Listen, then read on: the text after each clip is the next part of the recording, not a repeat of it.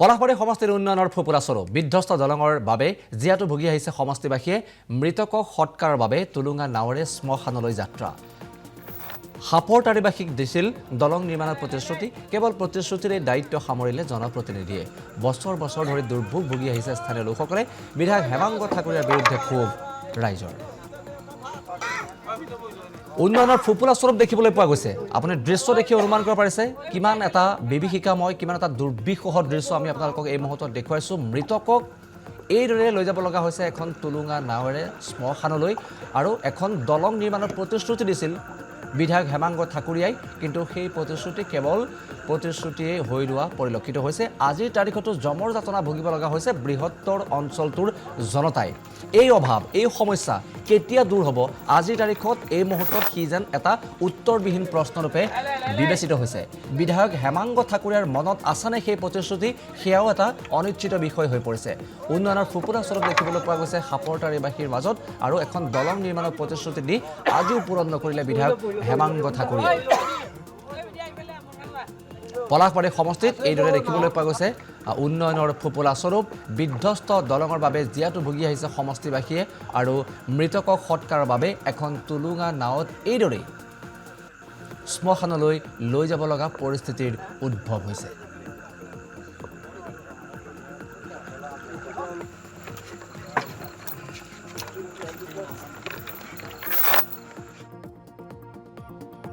এই পৰিৱেশটো অত্যন্ত দুখ লগা পৰিৱেশ আমাৰ সাপৰতৰী হাতঘৰীয়া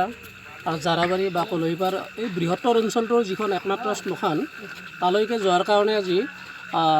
অতি শোচনীয় অৱস্থা আৰু এনেকুৱাকৈ মানে উপায়হীন হৈহে মানুহে তালৈকে মৃতদেহ সৎকাৰৰ কাৰণে যাবলগীয়া হৈছে গতিকে এইটো অত্যন্ত দুৰ্ভাগ্যজনক আৰু আমি এনেকুৱা হৈছে যে মৃতদেহ সৎকাৰ কৰিবলৈ গৈ এনেকুৱা লাগে যেন আমি নিজৰ জীৱনেই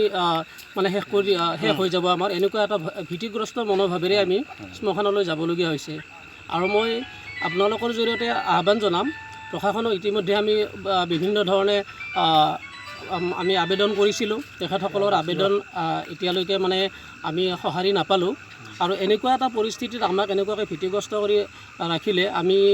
অনাগত দিনবোৰত আৰু কি পৰ্যায়লৈ যাব আমাৰ এই সমাজখন গতিকে সেইটো আমি বৰ দুখ লগা অৱস্থা গতিকে মই আশা কৰোঁ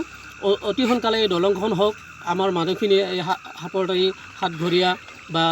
জাৰাবাৰী বা কলহিপাৰ এই বৃহত্তৰ অঞ্চলটোৰ যাতে উন্নতি হয় মৃতদেহ সৎকাৰৰ ক্ষেত্ৰত যাতে আমাৰ মানে সুবিধা হয় তাৰ সুবিধাখন কৰি দিলে আমি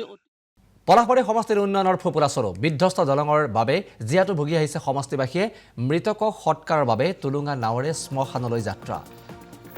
হাপৰ তাৰিবাসীক দিছিল দলং নিৰ্মাণৰ প্ৰতিশ্ৰুতি কেৱল প্ৰতিশ্ৰুতিৰে দায়িত্ব সামৰিলে জনপ্ৰতিনিধিয়ে বছৰ বছৰ ধৰি দুৰ্ভোগ ভুগি আহিছে স্থানীয় লোকসকলে বিধায়ক হেমাংগ ঠাকুৰীয়াৰ বিৰুদ্ধে ক্ষোভ ৰাইজৰ উন্নয়নৰ ফুপুৰা স্বৰূপ দেখিবলৈ পোৱা গৈছে আপুনি দৃশ্য দেখি অনুমান কৰিব পাৰিছে কিমান এটা বিভীষিকাময় কিমান এটা দুৰ্বিষহ দৃশ্য আমি আপোনালোকক এই মুহূৰ্তত দেখুৱাইছো মৃতকক এইদৰে লৈ যাব লগা হৈছে এখন টুলুঙা নাৱেৰে শ্মশানলৈ আৰু এখন দলং নিৰ্মাণৰ প্ৰতিশ্ৰুতি দিছিল বিধায়ক হেমাংগ ঠাকুৰীয়াই কিন্তু সেই প্ৰতিশ্ৰুতি কেৱল প্ৰতিশ্ৰুতিয়ে হৈ ৰোৱা পৰিলক্ষিত হৈছে আজিৰ তাৰিখতো জমৰ যাতনা ভুগিব লগা হৈছে বৃহত্তৰ অঞ্চলটোৰ জনতাই এই অভাৱ এই সমস্যা কেতিয়া দূৰ হ'ব আজিৰ তাৰিখত এই মুহূৰ্তত কি যেন এটা উত্তৰবিহীন প্ৰশ্নৰূপে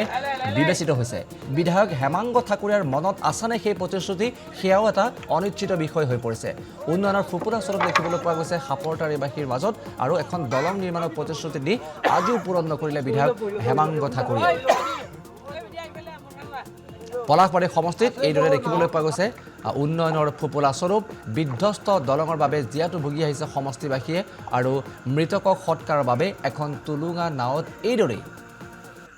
শ্মশানলৈ লৈ যাব লগা পৰিস্থিতিৰ উদ্ভৱ হৈছে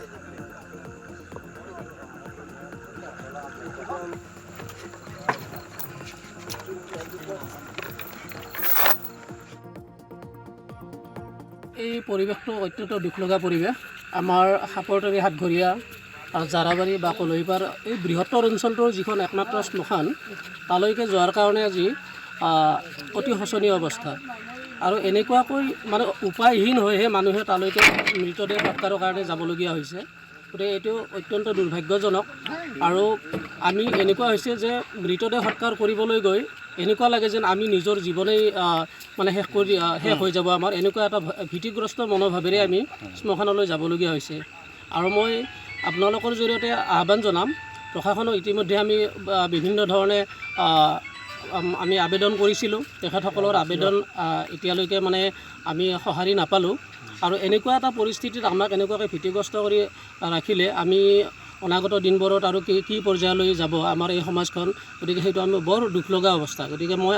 আশা কৰোঁ অতি সোনকালে এই দলংখন হওক, আমাৰ মানুহখিনিয়ে এই সাপৰতাৰী, সাতঘৰীয়া বা জাৰাবাৰী বা কলহীপাৰ এই বৃহত্তৰ অঞ্চলটোৰ যাতে উন্নতি হয়, মৃতদেহ সৎকাৰৰ ক্ষেত্ৰত যাতে আমাৰ মানে সুবিধা হয়, তাৰ সুবিধাখন কৰি দিলে আমি